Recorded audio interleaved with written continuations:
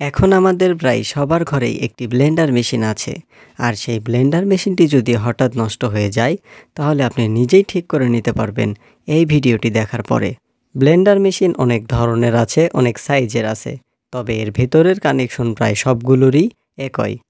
এখানে যে ব্লেন্ডার মেশিনটি দেখতে পাচ্ছেন, এই মেশিনটি চলতে চলতে হঠাৎ থেমে গেছে, তারপরে আর এটা ঘোরানো সম্ভব হয়নি। এখন দেখব এই ব্লেন্ডার মেশিনটির সমস্যাটা কি।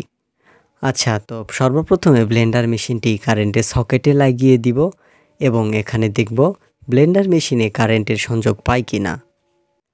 এখানে যদি একটু লক্ষ্য করেন, দেখতে পাচ্ছেন এই বাতিটি কিন্তু এখন জ্বলছে, মানে ব্লেন্ডার মেশিনে কারেন্টের সংযোগ পেয়ে গেছে। এখন যদি আমি ব্লেন্ডার মেশিনটি সুইচটা অন করি, তারপরেও দেখতে পাচ্ছেন ব্লেন্ডার মেশিনটি ঘুরছে না। তাহলে চলুন এখন ব্লেন্ডার মেশিনটি ঠিক করা যাক। আর চ্যানেলটি যদি এখনও সাবস্ক্রাইব না করে থাকেন তাহলে চ্যানেলটি সাবস্ক্রাইব করে চ্যানেলের সাথেই থাকবেন। আর যারা সাবস্ক্রাইব করে ফেলেছেন, থ্যাংক ইউ সো মাচ। সবাই কিন্তু ভিডিওতে লাইক দিবেন। এখন এখানে আপনারা একটু ভালোভাবে লক্ষ্য করুন, ব্লেন্ডার মেশিনের নিচের দিকে একটি সুইচ পাবেন, একদম ছোট্ট একটি সুইচ। এই সুইচটি আপনারা একবার চাপ দিবেন এবং তারপরে ব্লেন্ডার মেশিনটি চালু করার চেষ্টা করবেন। যদি আপনার মেশিনটি চালু হয়ে যায় তাহলে তো হয়েই গেল। তবে এটি কিন্তু সুইচ না, এটি হচ্ছে একটি ছোট্ট সার্কিট ব্রেকার যা ওভারলোডে কাজ করে। তবে এই মেশিনটির এই সার্কিট ব্রেকারটি কাজ করছে না। যদি কাজ করতো তাহলে যখন এটা আমি চাপ দিয়েছি তখন এটা চুম্বকের মতো ধরে নিত, কিন্তু এটা তা হচ্ছে না। তারপরও মেশিনটা আমি চালু করার চেষ্টা করছি, কিন্তু মেশিনটা ঘুরছে না। এখন এই সার্কিট ব্রেকারটি পরিবর্তন করে দিব এবং দেখব মেশিনটি চালু হয় কিনা। যদি চালু হয় তাহলে তো হয়ে গেল, আর যদি না হয় তাহলে দেখতে হবে আরও কি সমস্যা হলো।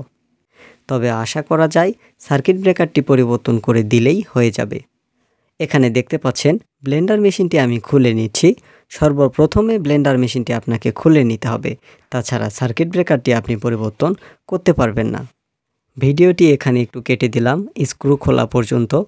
এখন এই নিচের কভারটি খুলে নিব।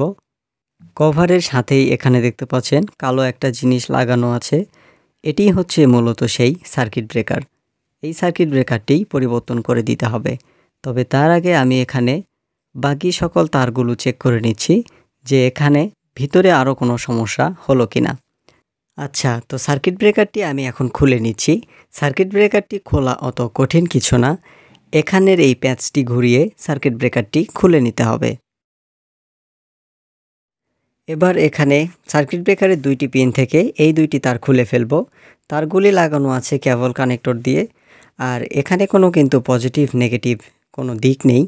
আপনি এটা যেভাবেই খোলেন অথবা লাগান হয়ে যাবে।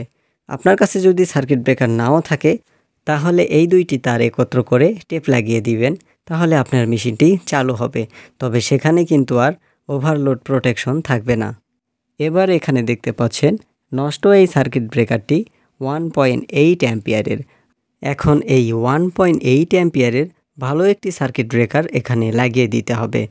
তবে আমার কাছে 1.8 অ্যাম্পিয়ারের কোনো সার্কিট ব্রেকার ছিল না, সেজন্য আমি এখানে একটু বেশি অ্যাম্পিয়ারের সার্কিট ব্রেকার লাগিয়ে দিব।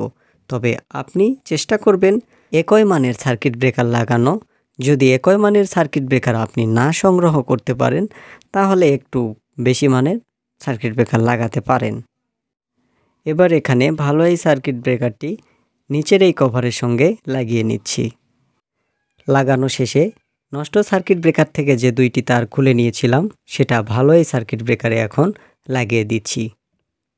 তারগুলি লাগানো শেষে নিচের এই কভারটি এখন লাগিয়ে দিব।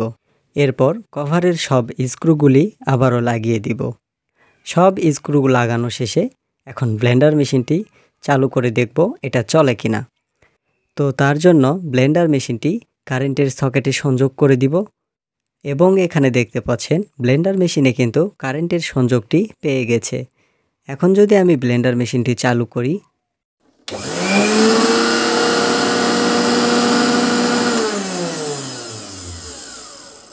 দেখতে পাচ্ছেন ব্লেন্ডার মেশিনটি কিন্তু ঠিক হয়ে গেছে। এখন এই ব্লেন্ডার মেশিনটি দিয়ে ব্লেন্ডার মেশিনের যাবতীয় যত কাজ সব কাজ করা যাবে। তো আশা করি আপনাদের ব্লেন্ডার মেশিনের যদি এইরকম সার্কিট ব্রেকারের সমস্যা হয় তাহলে আপনারা সেটি নিজেরাই ঠিক করে নিতে পারবেন। এই ভিডিওটা এই পর্যন্তই। ভিডিওতে সবাই লাইক দিবেন, কিছু জানার প্রয়োজন থাকলে কমেন্টে জানাবেন।